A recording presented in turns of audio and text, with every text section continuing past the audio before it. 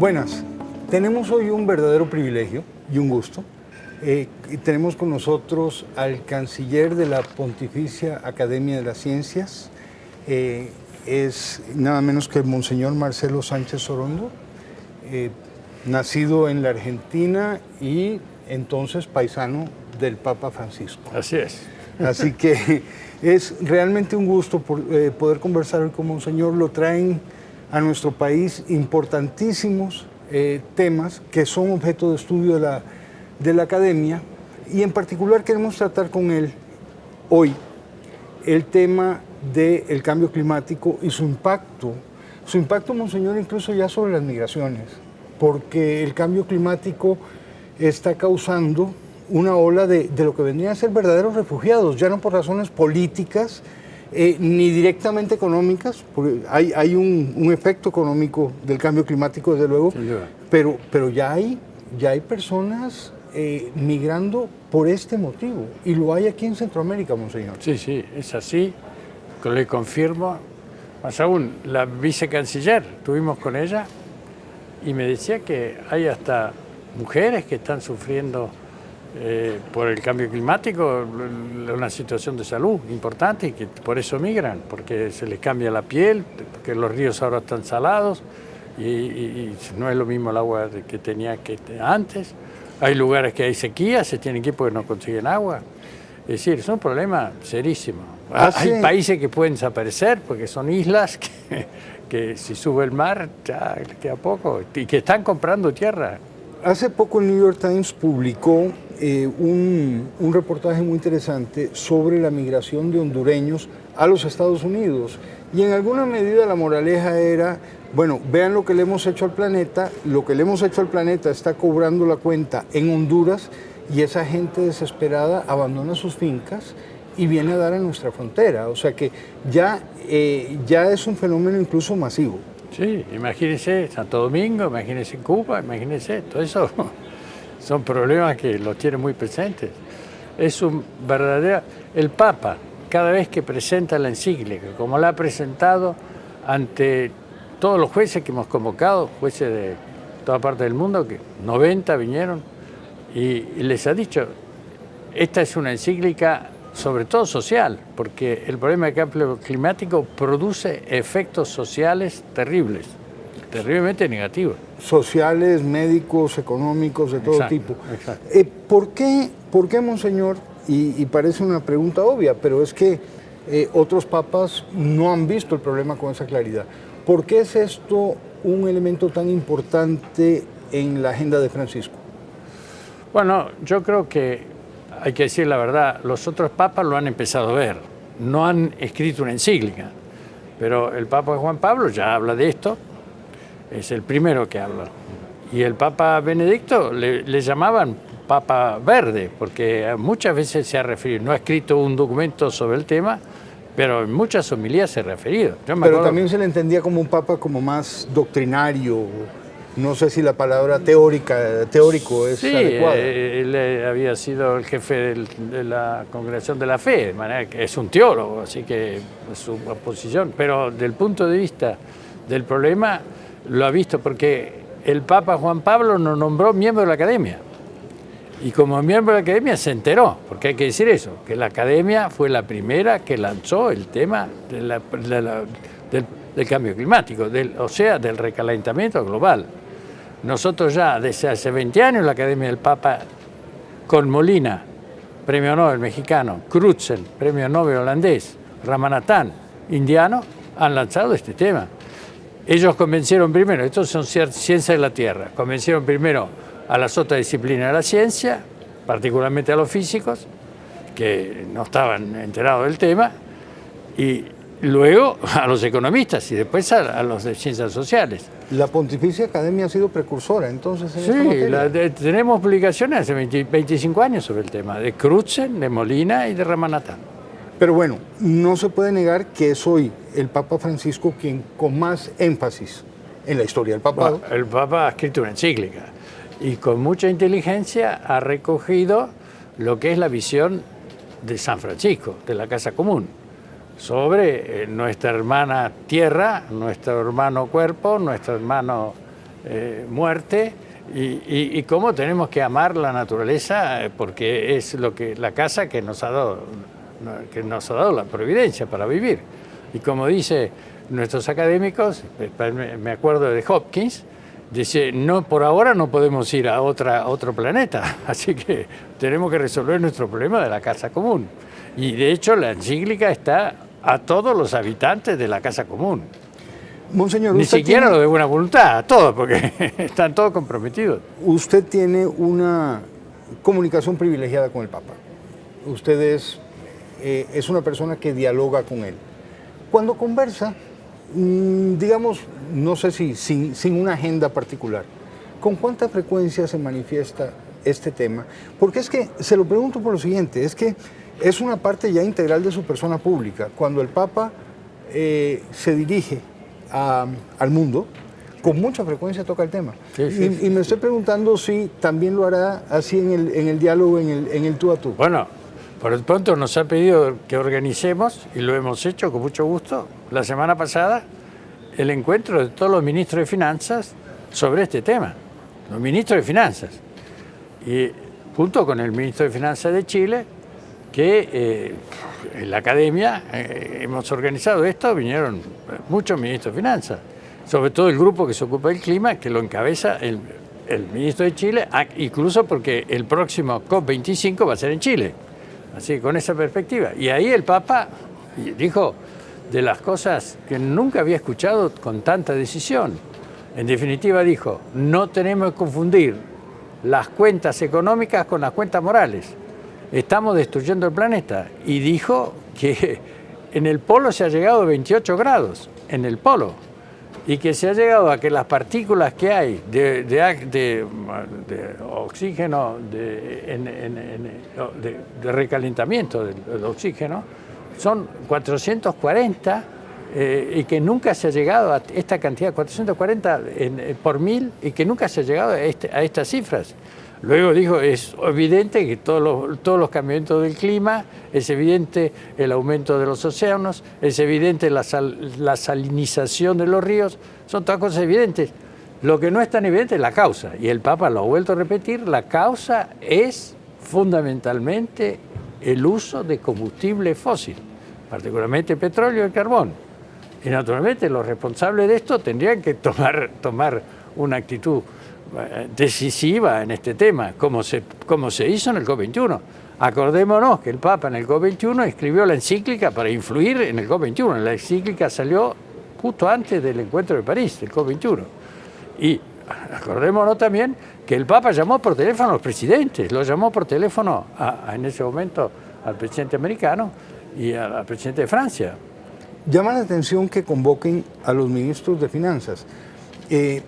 Todos los países tienen, bien que mal, un ministro de Ciencias, un ministro del Ambiente, pero convoca el Vaticano a los ministros de Finanzas.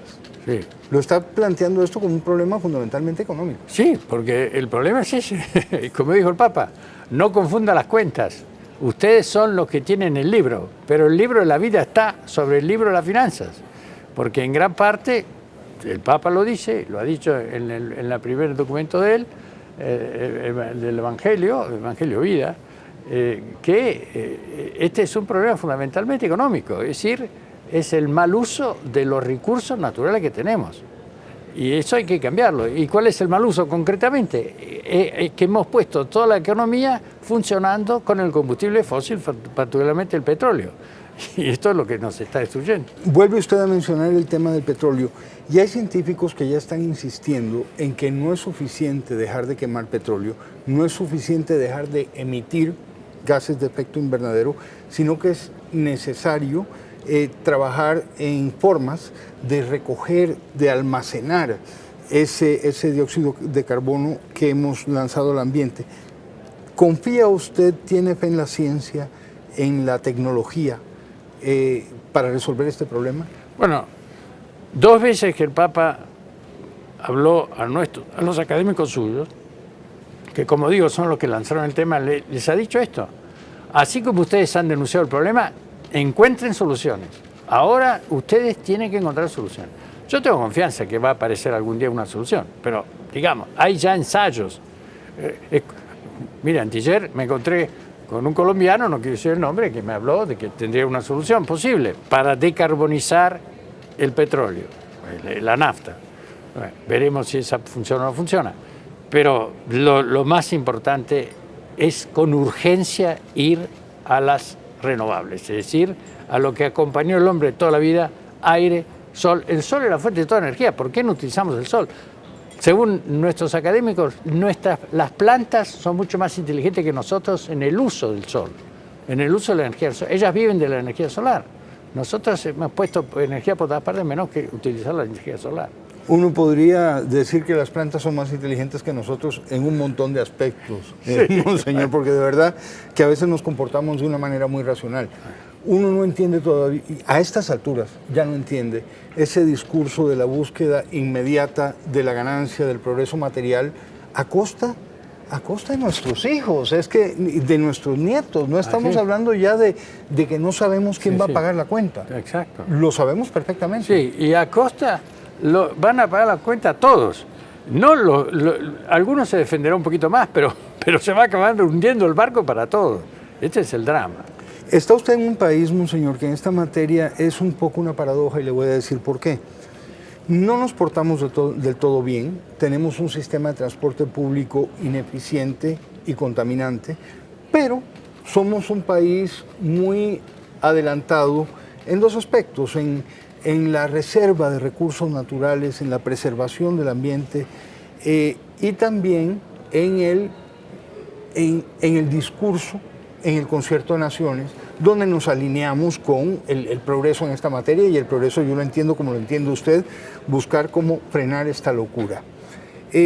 Pero siendo un país que se comporta relativamente bien, está en el Istmo Centroamericano, que es una de las regiones que dicen los científicos va a estar entre las más azotadas por el hecho mismo de ser esta estrecha lengüeta de tierra entre dos océanos. Lo está haciendo. O sea que vamos a pagar precios muy injustos, porque no estamos nosotros, o sea, estamos tratando de ver cómo ayudamos a frenar esto, ¿verdad? Y son terceros los que están contaminando el planeta común, y el precio más alto lo vamos a pagar aquí, de entrada. Sin duda, el precio más alto lo pagan los países pobres. No es el caso de ustedes. En las Filipinas, por ejemplo, que tiene el mismo problema. Y la parte que están situadas en el meridión, así que naturalmente, porque es la zona más afectada, el meridión, en todas partes, pero no solo, también los polos. Pero bueno, el meridión tiene una... Ahora, yo creo que eso hace que ustedes, más que nunca, se tengan que convertir en modelos de solución del problema, en modelos de energía renovable o en modelos de decarbonización del petróleo. Y entonces, ese esfuerzo que están haciendo con los parques nacionales, que es impresionante. Yo tengo que reconocer que ahora he dado vueltas por todo Costa Rica, hemos ido al mar, hemos ido al volcán. No he encontrado un papel en la calle, no he encontrado un plástico, cosa que se encuentra en Roma por todas partes, y no digo en mi país. Ay, monseñor, pero hay ríos nuestros, perdón que diga esa verdad. No me metí en el río, no le puedo decir. No, los mares están maravillosos, los mares que me he metido, que he nadado, no podía ser más limpio, he respirado con gusto, me he oxigenado, todo. Así que me alegro muchísimo que lo haya usted disfrutado, pero sí tenemos trabajo que hacer. Sí, mucho trabajo en esa materia. En renovables y en el transporte. Usted sabe que le decía yo que este país es una paradoja en ese sentido, que quiere portarse bien, pero otros que no lo hacen, pues le causan efectos muy, muy dañinos. En Costa Rica a veces nos preguntamos también, bueno, ¿qué podemos hacer nosotros? Somos un paisito de este tamaño, lo que emitimos es nada en comparación con cualquiera de los grandes países y sobre todo de las grandes potencias industriales. ¿Qué podemos hacer? Y hay una cierta desesperanza. Sin embargo, usted nos acaba de señalar un camino, dar el ejemplo, eso es lo que podemos hacer, demostrarle a los grandes que sí se puede. Exacto, y que esto es una oportunidad para cambiar, es una oportunidad para dar trabajo a la gente, dar un nuevo trabajo, es una oportunidad para convertir los parques nacionales en estructura de desarrollo sostenible, metiendo a la gente dentro de los parques y no sacándolas afuera. es la gente que esté convencida que el futuro es defender eso, como está haciendo, por ejemplo, yo creo que Brasil en la Amazonía está trabajando muy bien. Conocemos la Fundación Amazonía Sustentable, que ahora maneja 300 ciudades, pequeñas ciudades, chiquitas, digamos, barrios, y donde les enseña, muchas veces son los mismos nativos de allí, les enseña que el futuro de ellos está en el desarrollo sostenible, les enseña cómo tienen que considerar los árboles, no tienen que malvender los árboles, porque también los pobres tienen la culpa en cuanto malvenden los árboles para poder subsistir. Eso está pasando en la Amazonía, como sabemos. No tienen que dejar que la tierra se convierta con árboles maravillosos para un campo de soja, que después ni siquiera la utilizan por unos años y después no lo usan. Todas las cosas que dice la encíclica la están aplicando en una forma muy intensa. Y yo creo que ustedes, sí, lo que tienen el 22 o 30% que tienen digamos, de parque, lo tienen que convertir en una estructura sostenible. Eso sí. Me gusta pensar que no es casualidad que haya sido una costarricense, Cristiana Figueres, quien fue una de las líderes de los acuerdos de París. Así es. Pero esos acuerdos están venidos a menos porque la gran potencia industrial, sí, bueno, una de las dos, junto con China, ha decidido darles la espalda a música. Bueno, digamos una cosa, China no le ha dado la espalda, porque para China la otra gran potencia. China es un problema vital. Yo he ido ahora a China por otros motivos 4 o 5 veces y hay que ver cómo hay días que Pekín tiene un sol fabuloso, es decir, no tiene problema. La forestación que han hecho en China es impresionante. Naturalmente son kilómetros y kilómetros. Los chinos, todo lo que se mueven siempre con dimensiones imposibles.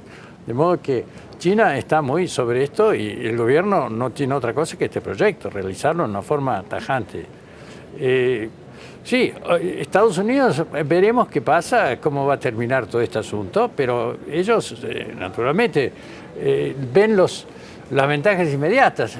Por ejemplo, yo conozco mucha gente de Luisiana que no creen mucho en el tema del cambio climático, y no creen porque, y yo digo, ¿y Catarina qué pasó? Que les destruyó todo. Sí, bueno, pero tiene todo reconstruido, todo lo tiene reconstruido con el petróleo, entonces claro, es difícil creer, pero...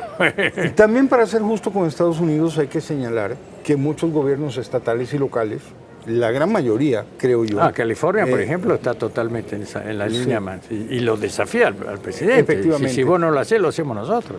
Nueva York acaba de aprobar una ley, incluso muy restrictiva, de los plásticos de un solo uso, que ese es un debate que se está dando en Costa Rica en este momento, y hay cada vez más empresas y ciudadanos que se están sumando a la idea de eliminar el plástico de un solo uso. A mis hijas, si usted en un restaurante ve que le ponen una pajilla, la llamamos nosotros, de sí, he visto que no usan plástico acá. Lo rechazan virulentamente, ¿verdad? Sí. Las nuevas generaciones están tomando conciencia. Las nuevas generaciones están en eso. Las mismas generaciones americanas están en eso. Nosotros hicimos un encuentro en Panamá con 500 estudiantes de toda parte del mundo, también norteamericanos, y le preguntamos cuál es el problema fundamental, el clima, cuál es la solución, las renovables, a coro lo decían, así que efectivamente están en eso. Pero yo quiero creer que los Estados Unidos va a ser una cosa pasajera, quiero creer que en concreto no han hecho nada, lo que tendrían que, ha sido un pecado de omisión, pero por ahora más que eso no han hecho. Bueno, pero una cosa que se hicieron fue debilitar el tratado propiamente dicho. Bueno, lo han renovado en Polonia, lo acaban de renovar, en Katowice lo acaban de renovar, y ahora esperemos que en Chile también. Chile está muy decidido y tiene ya el 60% de energías renovables. Chile es otro ejemplo que está siguiendo, y es interesante porque Chile, como se sabe, en esta distinción si es de derecha o de izquierda, más bien es de empresarios, el gobierno de empresarios, y son los mismos empresarios que están asustados. Y mire, Chile está así, nosotros lo llevamos a Rubia, premio Nobel nuestro, de la Academia, y le dijo, hace 15 años, le dijo, ustedes tienen que, ¿por qué van a seguir los sistemas de energía que tiene Europa y que tiene Estados Unidos? Ustedes tienen otras posibilidades, tienen que hacerlas, y lo están haciendo, y ahora tienen un programa ya prácticamente el 60% de energía renovable. Yo estoy muy contento con el encuentro de Chile, por lo que dijo el Papa, pero además, por ser Chile el país que ahora está a la cabeza de aplicar el COP21 de París, el Katowice, el COP24 y ahora lo de Chile. Hay que alinear a la política con la ciencia, porque la ciencia es abrumadoramente mayoritaria. En esto no hay dudas. No hay la menor duda. En otros temas discute, pero en esto no. En esto no hay discusión. La comunidad científica está toda de acuerdo, menos que los que están pagados por los poderes, por los grandes poderes, los poderes fuertes, digamos. Y ahora mismo en Estados Unidos hay un escándalo andando porque se comprobó una maniobra política para reprimir la información que pretendían dar científicos del propio gobierno estadounidense. Entonces, uno se queda realmente asombrado y confundido por estas cosas. Sí. Yo no quiero hablar de Estados Unidos porque no es mi país, pero por lo que dicen los mismos americanos, economistas, por ejemplo, Jeffrey Sachs o Joseph Stiglitz, que son nuestros académicos, bueno, es espantoso, es espantoso. El problema, monseñor, es que no es nuestro país, pero este es nuestro planeta. Sí. Y ya no podemos, en esto no hay fronteras, en esto no hay fronteras. Ya el problema creo que cada vez se perfila, cada vez con más claridad, como un problema de la humanidad. Sí, no, evidentemente se han inventado las falsas noticias, se han inventado todas las cosas más raras. La academia reúne a una gran cantidad de sabios, sí, de hombres de un conocimiento, hombres y mujeres, de un conocimiento extraordinario en sus materias. ¿Qué hace para proyectarse, para educar, para contribuir de manera positiva a estos debates? Bueno, nosotros, en tanto, hacemos los temas propiamente académicos, hacemos 4 o 5 encuentros al año. Efectivamente, le llaman la Academia de los Premios Nobel, porque tenemos 45 Premios Nobel, así que tiene una fuerza especial la Academia. Y luego, a diferencia de otras academias, todos trabajan juntos para llegar a una opinión común sobre un tema. Es decir, por ejemplo, el cambio climático, por ejemplo, qué cosa es la muerte, etcétera, etcétera. Y se reúnen no solo para distribuir honores, sino para trabajar. Y el trabajo se llega a conclusiones. Todos los encuentros nuestros tienen una conclusión. Y eso es una riqueza enorme, porque son todas personas muy, digamos, muy sabias, que están con mucha responsabilidad y con la búsqueda de la verdad, porque no es que les pagamos nada, tienen una invitación con un pasaje turista y bueno, lo más lindo que tienen es que les damos la Sedesa, que es el lugar más bonito que tiene Roma y uno de los más bonitos del mundo, que es la Casina Pío IV hecha por un Papa Medici. Pero en fin, son gente extraordinaria. Yo cada vez los admiro más por su consagración a la verdad científica. ¿Qué hacemos? Tenemos relación naturalmente con todas las otras academias, pero después tenemos tres sitios, lugares, como se dice en español, de internet, que pueden ser con todo lo que hacemos, lo tenemos publicado, hasta las discusiones. Sitios de internet. Sitios de internet.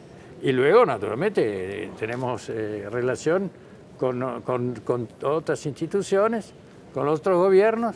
El presidente concretamente que tenemos ahora se llama von Braun y tiene una gran relación con la presidenta Merkel, de manera que tienen, y el otro especialista que tenemos en la academia tiene el Instituto de Clima, que es Schernhuber. Es decir, tenemos gente que después tiene influencia también en la medida que puede en el campo político. Cuando la Iglesia habla de ciencia, ¿no es recibida con algún grado de recelo? Como diciendo, Monseñor, hábleme usted de fe, hábleme de religión, hábleme de teología, pero la ciencia no es un campo de dominio de la Iglesia. Evidentemente que la Iglesia habla de la ciencia en cuanto considera que la ciencia, y eso fue el motivo de fundación de la Academia, la ciencia dice una verdad, que la verdad de la ciencia que no la dice la razón filosófica. Y así como la Iglesia siempre utilizó la razón filosófica, así como Santo Tomás de Aquino consideraba a Aristóteles el filósofo y usaba las grandes verdades de la filosofía aristotélica para explicar el cristianismo, así los papas usan las verdades de la ciencia en la relación que tienen con la fe. Por eso el Papa Juan Pablo escribió una encíclica preciosa, la más bonita para mí, que se llama Fe y Razón. 2 alas con las cuales se llega a la verdad. La razón es no solo filosófica o ética, sino también razón científica. Eso fue el gran descubrimiento de los papas por lo cual fundaron la academia en 1603. Son 400 años de la academia. De modo que... Usted me citaba el otro día un elogio de Federico Nietzsche. Sí, Nietzsche dijo, cuando los papas descubren que la verdad también es científica, y que para conocer el cuerpo humano se necesita la ciencia, hay otros que lo critican a los papas. Y yo le observaba que viniendo del autor del Anticristo, cómo filosofar a martillazos, eso es realmente todo un cumplido y una admisión, ¿no? Está en la Gaia Scienza de Nietzsche, así que no me lo invento yo. No, realmente es una cita a considerar. Pero el punto de fondo es eso. La Iglesia considera que toda verdad es participación de la verdad que es Cristo.